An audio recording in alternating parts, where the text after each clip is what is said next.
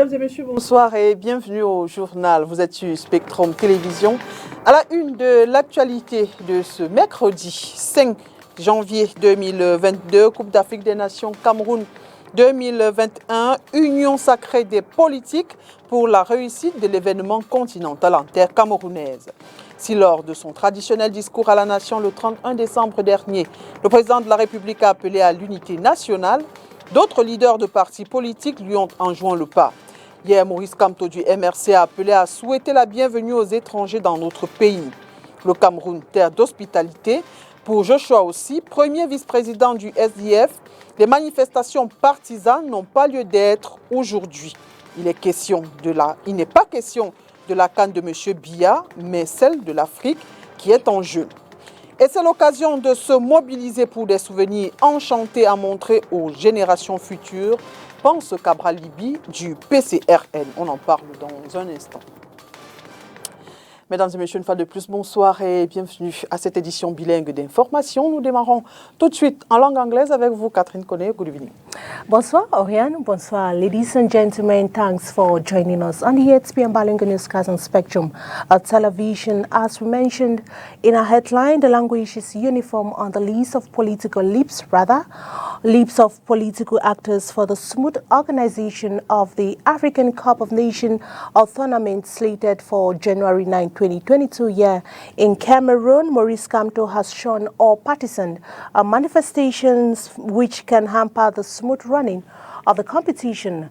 Our reporter Josephine Binzi has the reactions of the political actors in the following report. Football made in Cameroon is what political actors are enjoining the whole world to be behind Cameroonians as the country is set to host African Cup of Nations on January 9. Amidst the political instability and transition Cameroon is faced with, some political actors and opposition leaders have joined the AFCON bandwagon. The President of the Republic, Paul Biya, strongly promotes national unity as the country is set to host the competition dear to Africa. Social Democratic Front parliamentarian Joshua Osei ignites a legendary hospitality in Cameroonians as he shuns all political grievances and partisan manifestations, as well as keep all differences aside for a smooth organization of the tournament. He says it is not an AFCON with Paul Biya, but an AFCON with Cameroon. Cameroonian Party for National Reconciliation, in its French acronym PCRN, leader Cabral Libi says it is time to mobilize for the competitions and keep enchanted memories for the future generation. Keeping aside differences is necessary as Cameroon is set to show the world her football talents. Cameroon Renaissance Movement leader Maurice Kamto has called on all party members for a complete success of the African Cup of Nations in Cameroon soil. He continued by shunning all militants who cannot stand by the country in a period where Africa's eyes are focused on the country. It is worth bearing in mind that the party's Secretary General and spokesperson, alongside other militants, were sentenced to 6 to 7 years imprisonment by the Yaoundé Military Court for the September 2020 march, which had as aim to discredit the electoral process and cause instability in the state. His reaction is a sharp contrast to what was anticipated as the party earlier advocated for the liberation of all political prisoners. For now, all roads lead to Cameroon for the upcoming African Cup of Nations. Et toujours en rapport avec la CAN Cameroun 2021, l'on dénombre à ce jour une dizaine de délégations déjà présentes sur le sol camerounais. Suite à quelques cas Covid enregistrés dans l'équipe sénégalaise, les Lions de la Teranga ont retardé leur arrivée pendant que les Marocains se préparent déjà sereinement au Cameroun. Olivier Bouzik. Après l'Éthiopie, le Malawi et le Zimbabwe, le Maroc est la 4e délégation à avoir débarqué au Cameroun dimanche dernier pour la CAN 2021. Les Lions de l'Atlas évolueront dans le groupe C aux côtés du Ghana, du Gabon et des Comores. Les Marocains entameront le tournoi face au Black Star du Ghana le 10 janvier à Yaoundé. Le Soudan a déjà aussi posé ses valises au Cameroun. La délégation soudanaise est arrivée le mardi 28 décembre par l'aéroport international de Yaoundé-Simalène. Les crocodiles du Nil sont de retour à la CAN Après une décennie d'absence, le Soudan entre en compétition le 11 janvier prochain face à la Guinée-Bissau. La délégation des Comores, quant à elle, est arrivée ce mercredi 5 janvier à Yaoundé. Les Comores démarrent la CAN lundi 10 janvier contre le Gabon. Pour sa part, prévue ce 5 janvier, la délégation sénégalaise a reporté son arrivée au Cameroun en raison de 3 cas suspects de coronavirus. Tous les membres de la délégation vont de nouveau effectuer des tests avant de rejoindre le Cameroun. Les Lions de la Teranga devront commencer la compétition par un duel face au Zimbabwe le 10 janvier au stade Kwekon de Bafoussam. En ce qui concerne les Lions indomptables, ils sont en stage depuis une semaine à Yaoundé au stade du complexe Mundi. Michael Ngadengadui et Pierre Koundé Malong ont pris part aux entraînements après avoir passé quelques jours en quarantaine. La Fédération camerounaise de football a déposé une demande officielle pour affronter en amical l'équipe soudanaise avant le début de la compétition. Le 9 janvier, les Lions indomptables vont livrer le match d'ouverture de la 33e édition de la CAN 2021 contre le Burkina Faso. Ce sera au stade Olembe à Yaoundé. La CAN, c'est aussi les gadgets. Ce soir, repartons à la rencontre des vendeurs de ces gadgets et autres citoyens de la ville de Douala. Allons à leur rencontre, je voulais dire. À 4 jours du début de la compétition, quelle est l'ambiance dans la ville de Douala? Est-ce qu'on a évolué? Élément de réponse dans ce reportage de Léla Renganz. Ils attendent, ou du moins, ils espèrent une première victoire des Lions indomptables pour qu'enfin la ville de Douala et ses habitants vibrent véritablement au rythme de la Coupe d'Afrique des Nations. 4 jours avant l'événement qu'accueille le pays des Lions indomptables, côté vente des gadgets, les clients sont aussi rares que le fait de ramasser un billet de 10 000 francs CFA en janvier. Bon, pour le moment, on observe encore, mais on espère qu'avec le temps et avec la victoire des Lions indomptables, plus précisément, les choses vont bien se passer. Nous sommes quand même chez nous, nous sommes dans notre pays. Il faut qu'on fasse ça pour qu'on sente qu'au Cameroun, il y a vraiment la fête, comme on le dit généralement. Non, pour le moment quelques-uns achètent. L'affluence n'est pas encore... On n'observe pas déjà l'affluence. Pour le moment, c'est un peu naze. Pourtant, les stands sont assez fournis. Casquettes, écharpes et autres vuvuzelas sont floqués aux couleurs du Cameroun. Nous avons les chapeaux, les écharpes, les vuvuzelas. Il y a aussi quoi là? Il y a quoi là comme il y a encore quoi là? Les brassards. Il y a les brassards, les fanions, les pandanas et autres. Fort heureusement, les premiers contingents de supporters étrangers sont déjà là. Et loin des problèmes financiers décriés par les consommateurs camerounais, ils commencent à se ravitailler. Bon, il y a aussi quelques étrangers qui viennent demander les maillots de leur pays et les drapeaux de leur pays également. Je pense que déjà à partir de dimanche, on va vivre une CAN très très sucrée. Si chez les vendeurs de gadgets, les affaires ont du mal à décoller, certains parviennent tout de même à tirer leur épingle du jeu. En effet, en prélude à la Coupe d'Afrique des Nations, certaines routes de la capitale économique ont eu la grâce de recevoir un coup de neuf. Ceci pour le plus grand bien des conducteurs de taxis et motos qui circulent sur ces axes. Toute la ville est très arrangée, où il y avait les dos dans le route un peu gâté là, on a tout rempli. Les drapeaux de certains pays partout là, avec le mouvement dans la ville partout, le tarif a augmenté, un peu de ceci. Bon, on souhaite seulement remporter ces cannes-là. Depuis décembre qu'on a augmenté le tarif parce qu'il y a trop l'embouteillage. Et maintenant on va un peu abaisser pour attirer les étrangers à rester avec nous en Cannes. Et puisqu'ils sont ceux qui sillonnent tous les jours la ville de Douala, leur regard sur la préparation de celle-ci et son aspect à quelques heures du lancement de la Coupe d'Afrique des Nations ne devrait pas être négligé. Leur constat est cinglant, ville pas totalement prête, et citoyens pas encore au diapason de la fête. Moi, la ville, en général, je peux dire d'un côté, elle est prête, d'un côté, ça dandine encore, puisque on voit encore aujourd'hui, il y a des travaux qui se font encore. Pourtant, ça ne devait plus se faire, parce qu'on voit des routes barrées, ça ne devait plus être. Mais déjà, pour les décorations, bon, la ville est prête. Pour moi, la ville est prête. Il faut juste que les gars se mettent ça dépend des mentalités aussi. Il y a encore des mentalités qui sont à revoir. Les gars se comportent toujours, il y a toujours du désordre dans la circulation. Pourtant, il devrait y avoir de l'ordre et on devait voir des hommes en tenue partout pour diriger la circulation normalement. Mais on trouve encore, il y a un peu encore de désordre. Et si on repart chez les vendeurs de gadgets, c'est exactement la même remarque. Le fait que certaines routes ne soient pas encore terminées donne lieu à des embouteillages, ceci couplé au plan de circulation durant la CAN, pas suffisamment élaboré et clair, pensent certains citoyens. Pour la décoration de la ville, je ne pense pas qu'on a fait assez. Bon, dans quelques points de carrefour, il y a quelques banderoles et quelques affiches. Bon, ce n'est pas assez. Il y a trop des embouteillages, il n'y a pas les sorties, il n'y a pas les entrées. Nous sommes bloqués dans les embouteillages. Donc vraiment, bon, s'il y avait moyen qu'on devait finir la route, finalement ça devait nous vraiment faire très beaucoup de joie au Cameroun. Vraiment, nous sommes très fiers. Quand on voit certains pays en Afrique viennent au Cameroun, vraiment nous sommes vraiment très fiers. Mais ce qui nous rend un peu en arrière, vraiment il n'y a pas la route, il n'y a pas l'entrée, il n'y a pas là où les gens vont circuler comme ils veulent. La route n'est pas bien aménagée. Bon, il y a des embouteillages en route. Stade, Covid, embouteillage.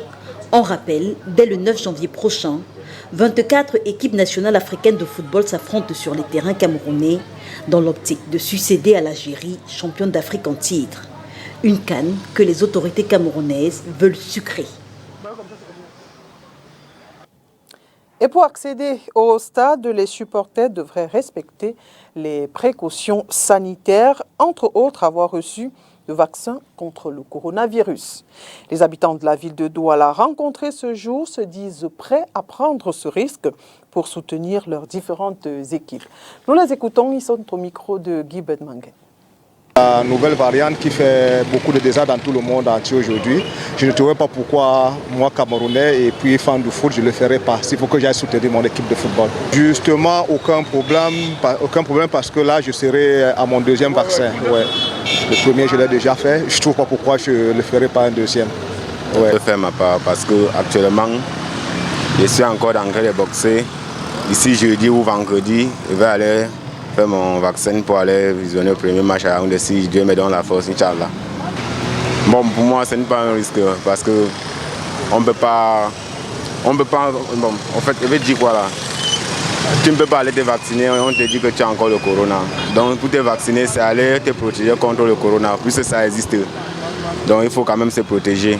Même quand on n'a pas le masque, il faut quand même se protéger. Bon, quand tu veux aimer ton pays, tu dois te vacciner pour voir ce qui se passe actuellement. Quand tu veux aimer ton pays, il faut te vacciner pour voir ce qui se passe à l'estade. Qu'est-ce qui se passe? Qu'est-ce que tu vois? Il faut vacciner. Je ne peux pas dire que le vaccin est mauvais, mais c'est mieux de vacciner. Parce qu'il y a certaines personnes qui sont de l'extérieur. Il ne faudrait pas qu'ils viennent ici ramasser le Covid pour remplir ces jeux. On dit que c'est au Cameroun qu'on a pris, c'est pas bien. Donc c'est mieux de vacciner. Et pour voir bien ce qui se passe au Cameroun, il faut se vacciner. Parlons toujours du sport et du football. Ligue de football professionnel du Cameroun. Un groupe de travail vient d'être mis sur pied en vue de proposer d'une part des pistes de collaboration pérennes entre la LFPC et la FECAFOOT et d'autre part des solutions pour sortir définitivement le football camerounais de sa longue crise décennale. C'est la substance d'un communiqué rendu public ce jour par le général Pierre Semengue, président de la LFPC. Ceci rentre dans une dynamique d'apaisement global.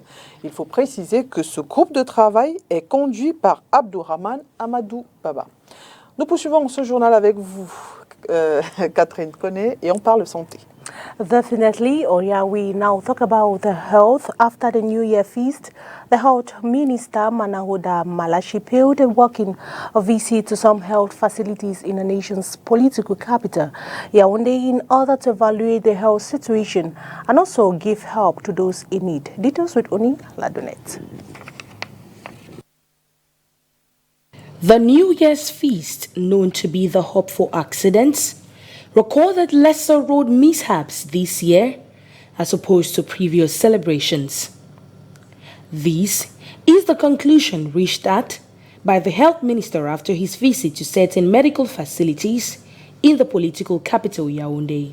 Mais nous sommes tout à fait réconfortés par la situation parce que comparativement à l'année dernière quand même. We feel relieved by the situation on ground, as opposed to last year. Our countrymen were responsible and we didn't record many accidents along the highway as last year. At the moment, everything is moving on smoothly, be it at SWA or at the General Hospital or even other health facilities. We met the staff present, with everyone doing their different tasks. En dehors des urgences de l'hôpital général où nous avons directement pris des dispositions. Nous avons vu du personnel en place, nous avons vu du personnel commis à la tâche. It was also a moment to support some patients stuck at the Gynecological-Obstetric and Pediatric Hospital. Pour l'anémie sévère, j'ai les moyens pour l'opération. Je suis arrivée ici. I was admitted for severe anemia and needed blood. I had no donor, but the minister helped me in buying some pans of blood. Prendre le sang qu'il m'a fallu. Le ministre m'a aidé. Elle, ça va, puisque son père n'a pas la possibilité de payer. Her bills will be sorted since her father cannot take care of them. Get the documents ready. We will let her go. This will be her New Year's gift. Notre objectif également, c'était de leur apporter notre soutien en cette journée de contrainte pour eux. We also had as objective help some patients in need. At the time where others are celebrating, they are not. So it's important to stretch a hand of support. Des formations sanitaires. Donc ce sont ces encouragements que nous avons apportés et puis une sorte de bilan que nous avons fait avec eux. Inhabitants are called upon to maintain civility and also respect road rules as they go out their daily activities. This is so as to avoid populating health facilities. Cette information en bref, le décret portant création des 3 universités d'État annoncé lors du discours du président de la République du 31 décembre dernier a été signé, ce décret-là. Il a été signé ce jour par le chef de l'État. L'université de Bertois, ce sera à Bertois, dans la capitale de la région de l'Est. L'université des Bolova à Ebolova dans le sud et puis l'université de Garoua, ce sera à Garoua dans la région du nord. Et nous partons du nord pour le sud-ouest avec vous, Catherine Koné. That's true, Oriane Donke. We'll take you to the southwest region, precisely in Kwakwa, where life is gradually returning after the village was completely burned down by January 2018, by men in uniform attires following an operation carried out in connection with the killing of 2 gendarmes by alleged separatist fighters. Our reporter Christelle Asexuele takes us through a tour in Kwakwa after this incident in the following report.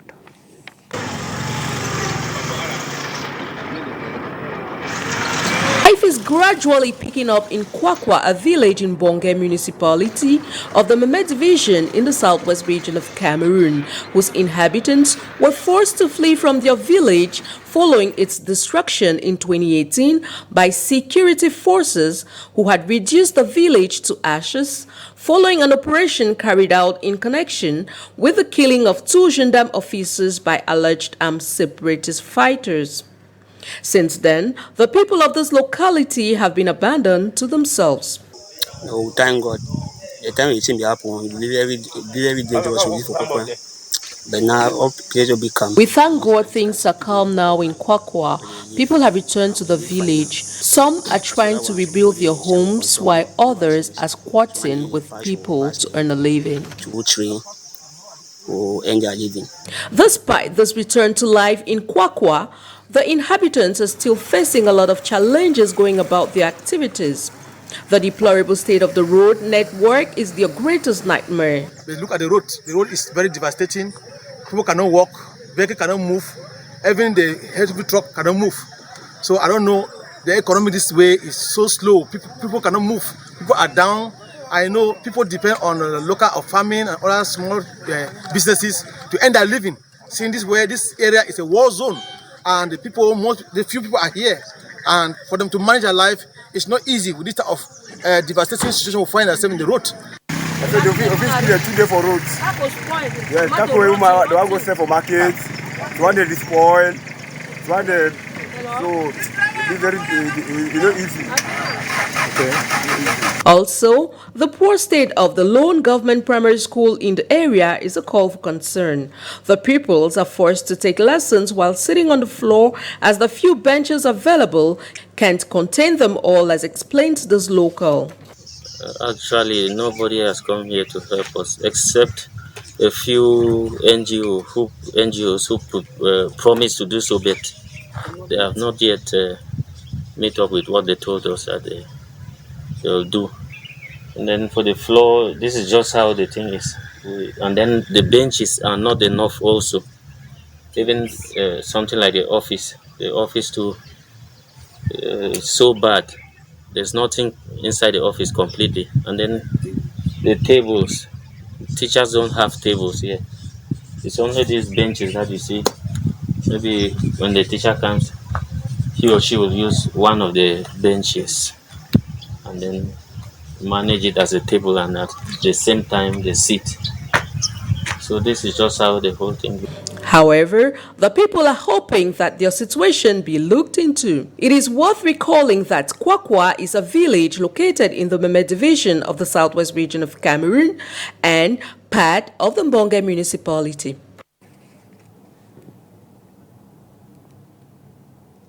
And on to our sad page, the city mayor of Limbe, Andrew Mutanga Mujimba, is reported to have died this Wednesday, January 5, 2022, at the hospital facility here in the city of Douala. He was rather the government delegates. Reports say Mujimba had been battling with some complications caused by cancer and was receiving treatment in India since mid last year. He has been missing from active scene for some time now amid a leave whose vacuum was felt with multiple mishap in the council premises. We shall be bringing you more details in this report in the course of our newscast. Let's take on to our international page with the VOA. Mali's National Arts Institute, INA, resides in one of Bamako's oldest Sudano-Sahelian buildings and has trained many of Mali's famous musicians and artists. But there are concerns that it could be razed for commercial development after an unknown businessman made a deal with the government to build a new campus outside the city in exchange for the arts building.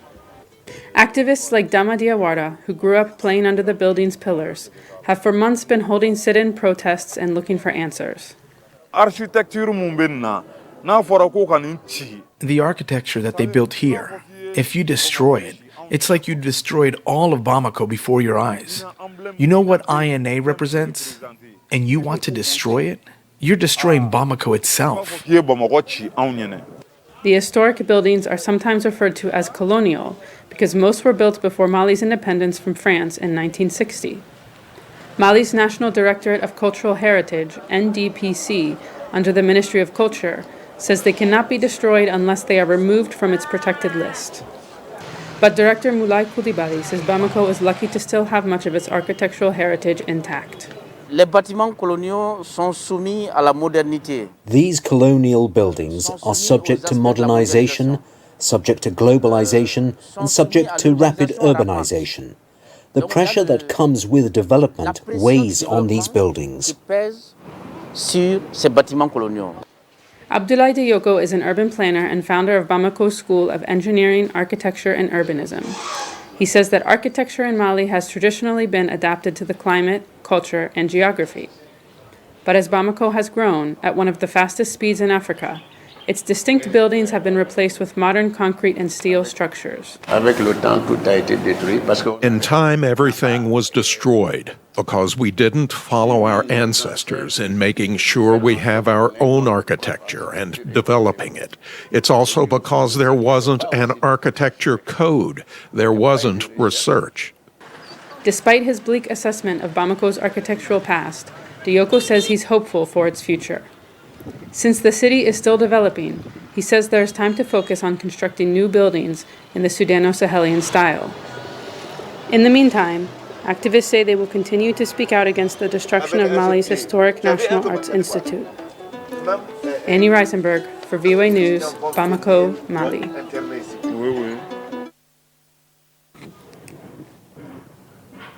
And that brings us to the end of the 8 p.m. Bilingual newscast on Spectrum Television. Ladies and gentlemen, thanks for watching the news. Wishing you a blessed stay in the company of our programs till we meet again. Good night. Good night, Oriane Danke. Bonne soirée, Catherine Connet. Mesdames et messieurs, merci à vous d'avoir été des nôtres et bonne suite des programmes sur Spectrum Télévision.